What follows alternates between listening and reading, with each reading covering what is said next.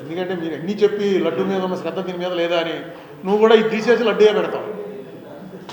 లడ్డూ మీద నేనేదో చాలా ఘోరం చేసి జగన్మోహన్ రెడ్డి గారికి సర్టిఫికెట్ ఇచ్చేసినట్టు మొత్తం తెలుగుదేశం పార్టీ వాళ్ళు మామూలుగా పూర్వం ఎలా తిట్టేవారో అలా తిట్టేస్తున్నారు. ఇంకా పెరిగిపోతుంది. అయితే ఒక విషయం తెలుసుకోండి,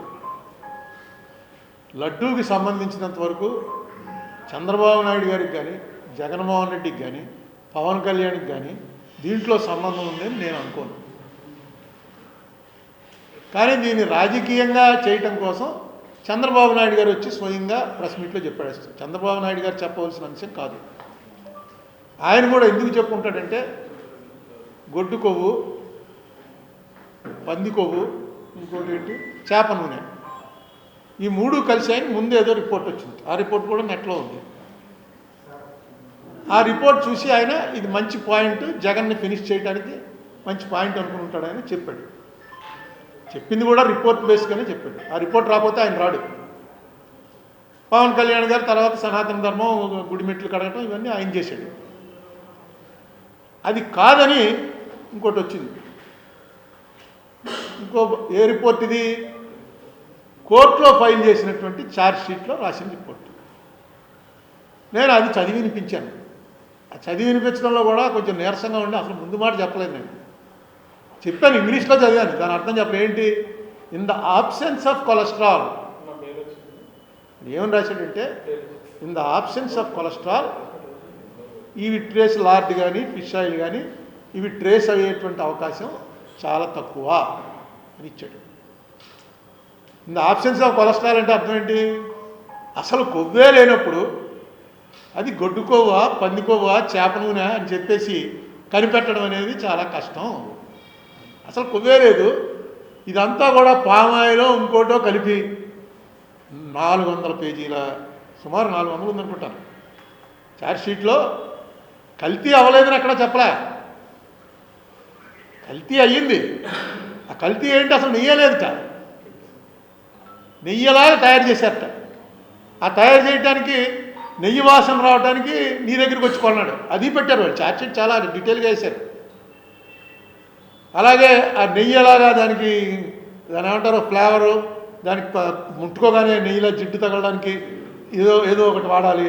అదేమో కలకట్టాలో పలానా అప్పారావు వాడి దగ్గర కొన్నారు 210 కోట్లకి, వీడి దగ్గర 170 కోట్లకి ఇది కొన్నారు. ఇవన్నీ కూడా ఛార్జ్ షీట్లో రాశారు. రాసి ఇందులో కొవ్వు మాత్రం కలిపారు అన్నది లేదు అన్నారు. ఆ కొవ్వు కలిపారని లేదన్నదానికి నా మీద కోపం వచ్చింది. ఆ తిట్లన్నీ సిబిఐ వాళ్ళకి చెందుతాయి, లేకపోతే ఆ రిపోర్ట్ ఇచ్చిన వాడికి చెందుతాయి. నేను ఎందుకు అన్నానంటే ఆ మాట నాకు పెద్ద ఉపశమనం వచ్చింది. నేను తిరుపతిలో ఎన్నిసార్లు గుండు చేయించుకున్నానో నాకు గుర్తులేదు. అన్నిసార్లు నేను తిరుపతి వెళ్ళినప్పుడల్లా ఆల్మోస్ట్ గుండు చేయించుకుంటాను. తిరుపతి లడ్డు అంటే ఈ మధ్య ఒక 30 ఏళ్ళ నుంచి ఆల్మోస్ట్ ఎవ్రీ వీక్ ఎవరో వాళ్ళు పట్టుకొచ్చి ఇస్తుంటారు. తిరుపతి లడ్డు మాత్రం చాలా స్వార్థంగా వీలైనంత నేనే తినేసి పక్కన ఎవరైనా చిన్న మొక్క పెడుతుంటాను. ఆ లడ్డు మీరు కూడా చాలామంది అదే టేస్ట్, అది ఎవరో వదిలిపెట్టం. దానికి ఉన్నటువంటిది నేను చిన్నప్పటి నుంచి తింటున్నట్టు నాకేం పెద్ద టేస్ట్ మారినట్టు అనిపించలేదు. సరే, మొత్తానికి కల్తీ జరిగిందన్నారు. కల్తీ జరిగిందన్న దాని మీద మీరు సాటిస్ఫై అవ్వకుండా పంది కొవ్వు గొడ్డు కొవ్వు కలవలేదన్నారు, నా మీద కోపడిపోతే ఎలాగా అన్నమాట. అది చాలా రిలీఫ్. నాకే కాదు, వైసీపీ వాళ్ళకి చాలా రిలీఫ్. ఎందుకంటే ఎక్కడ పోతారు? గొడ్డు కొవ్వు పంది కొవ్వు తీసుకొచ్చి కలిపేవాడు ఎవడు ఉంటాడండి? అసలు ఆలోచించండి. తిరుపతి పంచుతున్న వాళ్ళంతా హిందువులే కదా. తర్వాత ఆయన ఈ కెమికల్ అన్న దాంట్లో ఇది అవడానికి ఒక్కసారిగా గ్రాఫ్ గొడ్డు కొవ్వు పంది కొవ్వు లేదనగానే పడిపోయిందేమో అని టాయిలెట్ క్లీన్ చేసే ఇవి అంటే అన్ని రకాల కోకోకోలా పెట్టి టాయిలెట్స్ క్లీన్ చేస్తున్నారు. ఈ మధ్య పురుగు మందు మానేసి థమ్సప్ కోకోకోలా చల్లుతున్నారని చెప్పి కూడా మనం వీడియోలు చూస్తున్నాం. అది తాగేవాళ్ళు ఎవడన్నా మానుతున్నాడా? దాంట్లో అది ఉంటుంది ఇది ఉంటుంది అనమాట.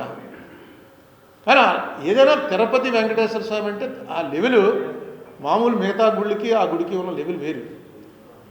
ఆ గుడి ఎందుకంటే నేను అక్కడికి నార్త్ ఇండియా బ్యాచ్ తోటి 2-3 సార్లు వెళ్ళే అవకాశం వచ్చింది. అప్పుడు చూస్తే వాళ్ళు నార్త్ ఇండియన్స్ అయితే ఆశ్చర్యపోతారు. ఏంటి జనం ఏంటి రోజు కుంభమేళా జరుగుతుందా ఇక్కడ, రోజు ఇలాగే ఉంటారా అని. ఈ రోజు తక్కువ ఉన్నారా బాబు, రోజు ఇలా ఉంటామేంటి. ఆఫీస్ ఒక్కసారి అయితే ఒక డెలిగేషన్తో వెళ్ళినప్పుడు ఆఫీస్లో కూర్చోబెట్టి చెప్పించాను, రోజు ఎంతమంది వస్తారు, ఎలా తెలుసుకుంటారు అన్నీ చెప్పి ఆశ్చర్యం అసలు. ఏంటి లోపలికి వెళ్తే అసలు ఒక సెకండ్ ఉండనేవరు, నడు అలా చూసుకుంటూ వెనక్కి తోసుకుంటూ వచ్చేస్తారు. ఆ ఒక్క సెకండ్ కోసం 2 రోజులు 3 రోజులు క్యూలో ఉంటారు. అసలు ఎక్కడైనా నాకు తెలిసి, అంటే నేను తిరిగిన తక్కువ అనుకోండి, ప్రపంచంలో ఎక్కడ ఒక టెంపుల్లో ఒక డైటీకి ఈ టైప్ ఆఫ్ రిసెప్షను అసలు ఎక్కడ ఉండదు. ఎవరు వాళ్ళు, మనం ఏదో వెళ్ళి కాగితం పెడతాం, సీఎం గారికి బామ్మర్దనయ్య అంటాడు ఒకడు ఎమ్మెల్యే గారి తమ్ముడిని అంటాడు, ఒకడు నేనే ఎమ్మెల్యేని అంటాడు, కద్దరు బట్టలు వేసుకుని వెళ్ళిపోతాడు, ఒకడు కండువా కప్పుకుని ఎలాగలా లోపల దూరటానికి ఎన్ని రకాల వక్రమాలను చేస్తాం ముందు వెళ్ళిపోయి దర్శనం చేసుకోవడానికి. కానీ నేను సీఎం జగద్గురువులు వెళ్ళే దారి దగ్గర ఒక బోర్డు ఉంటుంది. ఆ బోర్డు ఎవరు పడితే వెళ్ళడం లేదు, ఎగ్జిక్యూటివ్ ఆఫీసర్ కూడా వెళ్ళటం లేదనుకుంటాను, ఓన్లీ చైర్మన్ వెళ్ళొచ్చు మెయిన్ ద్వారం నుంచి. ఇలాగ అక్కడ ఒక బోర్డు ఉంటుంది, అంగవైకల్యం గలవారు ఇలా వెళ్ళిపోవచ్చు అని. అంగవైకల్యం వాడు ఎవడని ఉంటే వెంటనే వాడిని మెయిన్ గేట్లోంచి వదిలేస్తాడు. మనం వెళ్ళాలనుకుంటే వెళ్ళిపోవచ్చుగా, లేకపోతే కాలు ఎలా కుంటుకుంటే నాకు ఈ కాలు లేదని ఎవడు ఒక్కడ వెళ్తాడా, ఒక్కడైనా వెళ్తాడా? ఏమో లోపలికి వెళ్ళాడు దేవుడు తదాస్తుంటాడేమో, నాకెందుకు రా బాబు. నిజంగా భయం అంటే అది. ఎన్ని అబద్ధాలను ఆడేస్తాం లోపలికి వెళ్ళాలి. ఇంకోటి పేరు మీద ఇస్తారు, అది పట్టుకుని వెళ్ళిపోతుంటారు, దొరికేస్తూ ఉంటారు, వాళ్ళ మీద కేసులు జరుగుతుంటాయి. ఎవరిదో పేరు మీద లోపలికి వెళ్ళిపోవడం, లోపలికి వెళ్ళడానికి 2 లక్షలు అండి పొద్దున పూజకి. అన్ని రకాల ఫ్రాడ్లు జరుగుతాయి ఇక్కడ. దేవుడిని మోసం చేయడానికి మాత్రం ఎవడో సిద్ధపడ్డా, అది డైరెక్ట్గా దేవుడికి తనకి ఉన్న సంబంధం. అది ఇదే మన ఈ మతానికి మెయిన్ పిల్లర్ ఏంట్రా అంటే, దైవం అనేటప్పటికి మనం చేయబుద్ధి అయ్యదు. ఏం చేస్తాడులే అని.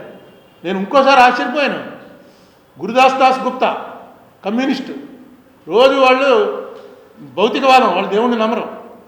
ఆయనతో పాటు నారాయణ గారు, ఇంకొక కమ్యూనిస్ట్ లీడర్ రావడం, ఆయన పెద్దలాడు, వాళ్ళు ఏవో మీటింగ్లు అవుతున్నాయి కింద పైన కనిపించారు. నాకు కనిపిస్తే వాళ్ళని అడిగాను, ఏంటిది మీరు అందరూ నాస్తికులందరూ వచ్చి ఇందులో జాయిన్ అయిపోతున్నారా ఏంటని. అంటే గురుదాస్ గుప్తా చెప్పాడు. గురుదాస్ గుప్తా గారు నాకు బాగా తెలుసు, నన్ను చాలా బాగా అరుణ్ బాబు అని పిలిచేవాడు. ఆయన చెప్పాడు, ఇంత పెద్ద ఇంటర్నేషనల్గా ఇంత పెద్ద ప్రాముఖ్యత ఉన్నటువంటి ఈ ప్లేస్లో మేము కింద మీటింగ్కి వచ్చి ఇక్కడికి రావని ఎలా అనుకున్నావు, నువ్వు ఇది చూడడానికి రావని ఎలా అనుకున్నావు? ఖచ్చితంగా this is a part of learning, నీకు తెలుసుకోవాలి ఎందుకు ఇంతమంది వస్తున్నారని. దాని గురించి వచ్చాం మేము. నాకు నిజంగా ఆశ్చర్యపోయింది, నిజంగా కరెక్ట్. పక్కన నారాయణ గారు నవ్వేశాడు, కానీ గురుదాస్ గుప్తా క్లియర్గా చెప్పాడు, ఇంత పెద్దది, దీన్ని తెలుసుకోవాలి కదా మేము, this is a part of our culture. ఆయన కూడా ఆశ్చర్యపోయి ఉంటాడు, ఫస్ట్ టైం వచ్చి ఉంటాడు. మేమంతా అప్పుడు ఎంపీలు. అలాంటి ఒక దీనికి ఏ రకంగా ప్రాముఖ్యత తగ్గించే ప్రయత్నం ఎవరు చేసినా అది కరెక్ట్ కాదు. ఇప్పుడు కెమికల్స్ కలిపారన్నారు, ఖచ్చితంగా యాక్షన్ తీసుకోవాలి. ఖచ్చితంగా దాని మీద అది ఆల్రెడీ అది పొలిటికల్గా మార్చేశారు. చంద్రబాబు నాయుడు గారిది, జగన్మోహన్ రెడ్డి గారిది, ఈయనే కలిపాడని ఆయన వాళ్ళ ఎవరికి సంబంధాలు ఉండవు. అక్కడంతా వేరే ఒక ఆర్గనైజేషను, దాని చైర్మను, దాని ఎగ్జిక్యూటివ్ ఆఫీసరు, దానికి సంబంధించిన ఆఫీసర్సు, నాకు తెలిసి దాదాపు 10,000 మంది పైన పనిచేస్తుంటారు అక్కడ. దాని బడ్జెట్ ఏంటి, ఆ గొడవ ఏంటి అసలు? అది వెంకటేశ్వర స్వామి నడుపుతున్నాడు తప్ప మామూలు వాళ్ళు ఎవరు నడపలేము. వెంకటేశ్వర స్వామి స్వయంగా నడుపుతున్నాడనే మనం అనుకోవాలి, నమ్మాలి. ఏదో ఒక అద్వితీయ, నువ్వు వెంకటేశ్వర స్వామిని నమ్మకపోతే ఏదో ఒక అద్వితీయ శక్తి నడుపుతుంది. లేకపోతే ఏంటంటే మనకి చిన్న చిన్న క్రౌడ్లో మన పుష్కరాలు అయితే టకామని మీ అందరి కళ్ళ ఎదురుకుండా ఎలా చచ్చిపోయారు, కుత్రే అక్కడ మెట్టుందన్న సంగతి తెలియకుండా ఓపెన్ చేశారు, టబా పడిపోయారు అంతే. అంత చచ్చిపోయేంత క్రౌడ్ కూడా లేదు, తోపిడిలో చచ్చిపోయారు. ఆ రోజున ప్లాస్టిక్ బాటిల్లో వాటర్ కనుక అలౌ చేస్తుంటే మీరే బతికించేద్దరు చాలామందిని. ఎవరినో ఒకరినో ఇద్దరినో బతికించారు కూడా, పక్క తీసుకెళ్ళి వెంటనే నీళ్లు పట్టి. కానీ నీళ్లు ప్లాస్టిక్ బాటిల్లో తేకూడదు అన్నారు. దాంతో అందరి దగ్గర లేకపోతే ప్రతి వాడి చేతిలో ఒక బాటిల్ ఉన్నాం. వాటర్ ప్లాంట్ ఇదే ఏం జరిగినా